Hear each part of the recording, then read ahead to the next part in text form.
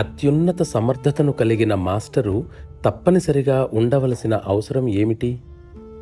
మన ఆధ్యాత్మిక యాత్రలో మనం ఒక బిందువు నుండి మరో బిందువుకి పురోగమిస్తూ ఉంటాము. అప్పుడు బిందువుకు మధ్యలో ఉన్న బఫర్లు అనే ఖాళీ ప్రదేశాలను కూడా దాటుతూ ఉంటాం. తరువాతి బిందువును చేరుకోవడానికి ఈ ఖాళీ ప్రదేశాలను దాటవలసి వస్తుంది.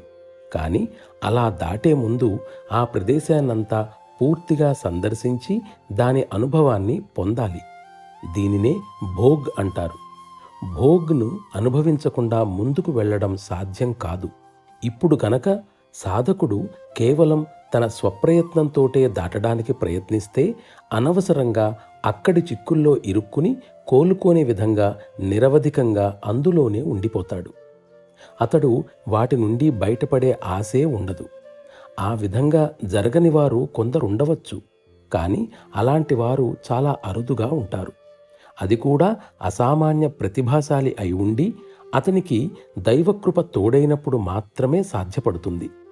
మూల దివ్యత్వంతో తిరుగులేని సంబంధాన్ని స్థిరపరుచుకున్న వ్యక్తి యొక్క శక్తి మాత్రమే నిశ్చయంగా మనల్ని ఆ చిక్కులనన్నింటి నుండి తప్పించి సురక్షితంగా ముందుకు తీసుకుపోగలదు.